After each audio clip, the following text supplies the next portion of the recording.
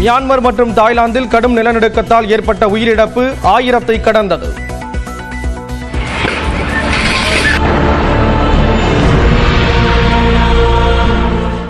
ஏராளமானோர் படுகாயங்களுடன் மருத்துவமனைகளில் அனுமதி.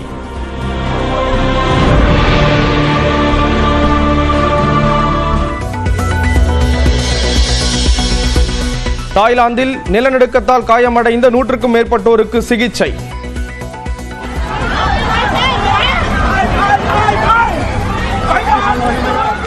பாங்காக்கில் 30 மாடி கட்டடம் சரிந்து விழுந்ததால் அலறியடித்து ஓடிய மக்கள்.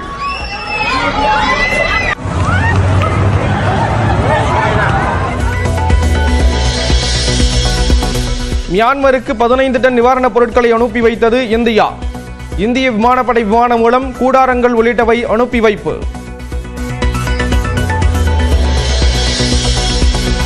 ஊரக வேலைவாய்ப்பு திட்டத்துக்கான நிதியை விடுவிக்கவில்லை என குற்றச்சாட்டு. மத்திய அரசை கண்டித்து தமிழ்நாடு முழுவதும் திமுகவினர் போராட்டம். காவல்துறையினர் மற்றும் தீயணைப்பு துறையினருக்கான வாகனங்களை கொடியசைத்து தொடங்கி வைத்தார் முதலமைச்சர் மு க ஸ்டாலின். காவல்துறைக்கான புதிய குடியிருப்புகள் மற்றும் கட்டிடங்கள் திறந்து வைப்பு. தொகுதி மறுசீரமைப்பால் யாருக்கும் எந்த அநீதியும் ஏற்படாது என மத்திய உள்துறை அமைச்சர் அமித்ஷா விளக்கம். திமுக தனது ஊழலை மறைக்க, வரவிருக்கும் தேர்தல் தோல்வியை தவிர்க்க மொழி மற்றும் தொகுதி மறுசீரமைப்பு பிரச்சனையை எழுப்புவதாக விமர்சனம். நெல்லையில் ஓய்வு பெற்ற எஸ்ஐ ஜாகிர் ஹுசைன் கொலை வழக்கில் 10க்கும் மேற்பட்டோரை விசாரணைக்கு அழைத்த காவல்துறை. தலைமறைவாக உள்ள நூர் நிஷாவிடம் தொலைபேசியில் பேசியவர்களை நேரில் அழைத்து விசாரணை. சென்னை அடுத்த கிளாம்பாக்கத்தில் நீட் தேர்வுக்கு தயாராகி வந்த மாணவி தற்கொலை. அதிர்ச்சி அளிப்பதாக எக்ஸ் தளத்தில் எதிர்க்கட்சி தலைவர் எடப்பாடி பழனிசாமி பதிவு. பல்லடம் அருகே முகமூடி அணிந்து கட்டுமான பொருட்களை திருடிய 5 பேர் கைது. கொள்ளை சம்பவங்களில் கிடைக்கும் பணத்தில் சுற்றுலா செல்வது விசாரணையில் அம்பலம். தென்னிந்திய சமையல் எரிவாயு டேங்கர் லாரிகள் வேலைநிறுத்தம் 3வது நாளாக நீடிப்பு. பல லட்சம் தொழிலாளர்கள் வேலை இழப்பு.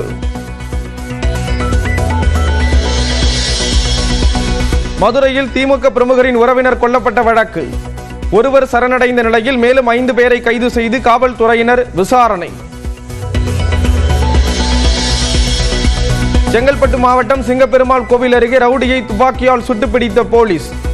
வனப்பகுதியில் பதுங்கியிருந்த அசோக்குமார் தாக்க முயன்றதால் அதிரடி.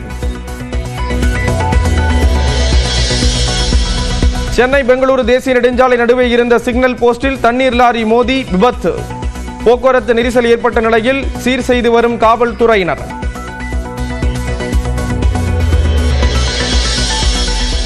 மதுரை திருமங்கலம் அருகே சிறுவனை கடித்து குதறிய தெருநாய். பலத்த காயமடைந்த நிலையில் மருத்துவமனையில் அனுமதி.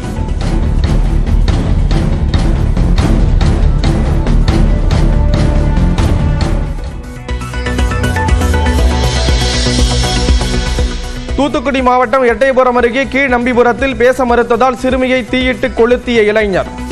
மருத்துவமனையில் சிகிச்சை பெற்று வந்த நிலையில் உயிரிழந்த பரிதாபம். சத்தீஸ்கரில் பாதுகாப்பு படையினருடன் நடந்த துப்பாக்கிச் சண்டையில் நக்சலைட்டுகள் 16 பேர் உயிரிழப்பு. பாதுகாப்பு படையினர் 2 பேர் காயம். 18வது IPL சீசனில் முதல் வெற்றியை பதிவு செய்ய போவது யார்? அகமதாபாத்தில் நடைபெறும் போட்டியில் குஜராத், மும்பை அணிகள் இன்று பல பரீட்சை. சென்னையில் ஆபரண தங்கத்தின் விலை மீண்டும் புதிய உச்சம். இன்று மட்டும் சவரனுக்கு 160 ரூபாய் உயர்ந்து 66,880 ரூபாயை எட்டியது. வரலாற்றிலேயே இல்லாத வகையில் மோசமான நிலநடுக்கத்தை மியான்மர் நாடு சந்தித்துள்ளது. சுற்றுலாவுக்கு புகழ்பெற்ற தாய்லாந்தையும் நிலநடுக்கம் உலுக்கி எடுத்துள்ளது. 250க்கும் மேற்பட்டோர் இந்த நிலநடுக்கங்களில் உயிரிழந்த நிலையில் 1000க்கும் மேற்பட்டோர் காயமடைந்தனர்.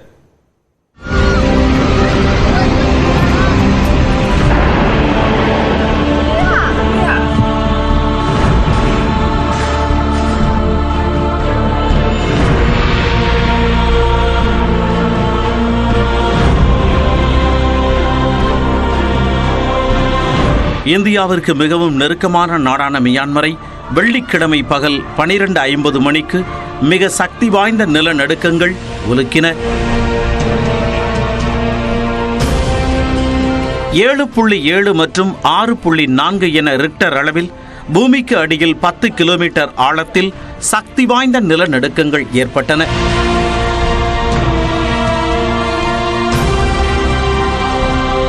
நிலநடுக்கத்தால் மாண்ட்லே மற்றும் தலைநகர் நைபிதோவில் மிக கடுமையான பாதிப்பு பதிவானது.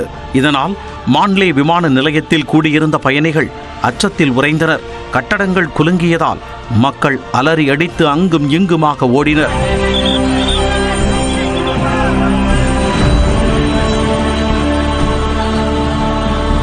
சக்தி வாய்ந்த நிலநடுக்கத்தால் மாட மாளிகைகள் நொடி பொழுதில் கட்டட குவியலாக மாறின.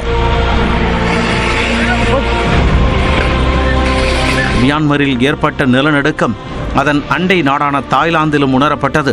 அங்கு கட்டப்பட்டு வந்த 30 மாடி கட்டடம் சீட்டு கட்டுகள் போல் சரிந்து விழுந்தன.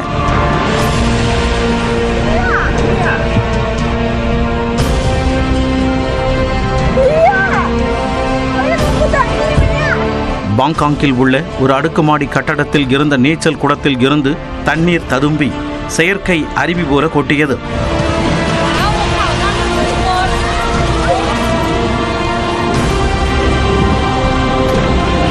கட்டட இடிபாடுகளில் இரும்பு கம்பிகள் சூழ்ந்திருக்க அதில் சிக்கிக்கொண்ட தொழிலாளர் ஒருவர் உதவிக்கரம் கேட்டு அலறியது மனதை மிகவும் உருக்கியது.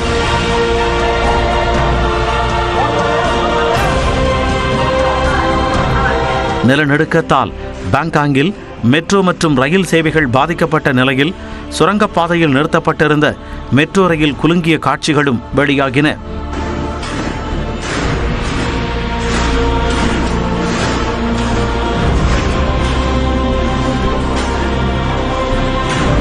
தலைநகர் பாங்காங்கில் கட்டடங்கள் இடியும் அபாயம் இருப்பதால் காயமடைந்தவர்களுக்கு சாலையிலேயே சிகிச்சை அளிக்கப்பட்டது.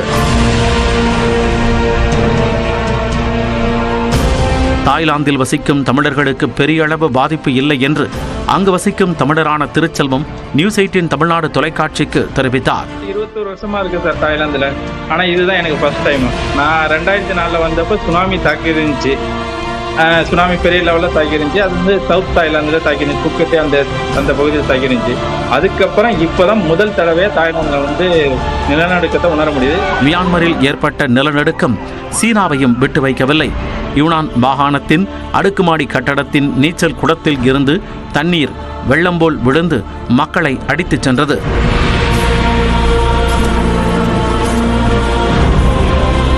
நிலநடுக்கம் தொடர்பாக உதவி எண்களையும் தூதரகம் அறிவித்துள்ளது. மியான்மர், தாய்லாந்து நாடுகளில் மீட்பு பணிக்கு உதவ இந்தியா தயாராக உள்ளதாக பிரதமர் மோடி உறுதியளித்துள்ளார். மத்திய அரசு ஊழியர்களுக்கான அகவிலைப்படி 55 விழுக்காடாக உயர்ந்துள்ளது. இதனால் பலனடைவது யார்? இந்த தொகுப்பில் பார்க்கலாம்.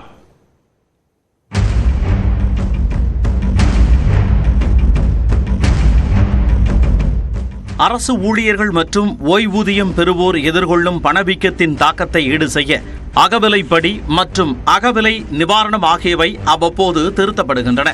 கடந்த ஆண்டு ஜூலையில் இந்த அகவிலைப்படியானது 50 விழுக்காட்டில் இருந்து 53 விழுக்காடாக கடந்த ஆண்டு உயர்த்தப்பட்டது.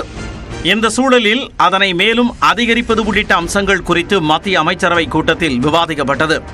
பிரதமர் நரேந்திர மோடி தலைமையில் நடைபெற்ற அமைச்சரவை கூட்டத்தில் மத்திய அரசு ஊழியர்களுக்கான அகவிலைப்படியை உயர்த்த 7வது ஊதிய குழு பரிந்துரை ஏற்கப்பட்டு 2 விழுக்காடு உயர்த்தி 55% உயர்த்த ஒப்புதல் அளிக்கப்பட்டது. இதன் மூலம் 48,66,000 மத்திய அரசு ஊழியர்களும் 66,55,000 ஓய்வூதியதாரர்களும் பயன்பெறுவர். அகவிலைப்படி உயர்வு மூலம் அரசுக்கு ஆண்டுக்கு 6,614 கோடி ரூபாய் கூடுதல் செலவாகும் என்று கூறப்படுகிறது. அகவிலைப்படியானது ஆண்டுக்கு 2 முறை உயர்த்தப்படுகிறது. ஒவ்வொரு 10 ஆண்டுகளுக்கும் ஒரு முறை ஊதிய கமிஷன் பரிந்துரைகளை அளித்து வரும் நிலையில் அதன் அடிப்படையிலேயே மத்திய அரசு ஊழியர்களுக்கான அடிப்படை சம்பளம் மாற்றி அமைக்கப்பட்டு வருகிறது. 3 முதல் 4 விழுக்காடு உயர்த்தப்படும் என்று அரசு ஊழியர்கள் எதிர்பார்த்த நிலையில் நேற்றைய அமைச்சரவை கூட்டத்தில் 2 விழுக்காடு அகவிலைப்படி உயர்த்தப்பட்டுள்ளது மத்திய அரசு ஊழியர்களை ஏமாற்றமடைய செய்துள்ளது. ஜனவரி 1ஆம் தேதி முதல் முன் தேதியிட்டு அரசு ஊழியர்களுக்கு வழங்கப்பட உள்ள அகவிலைப்படி 3 மாதங்களுக்கும் சேர்த்து ஏப்ரல் மாதம் வழங்கப்பட இருக்கிறது.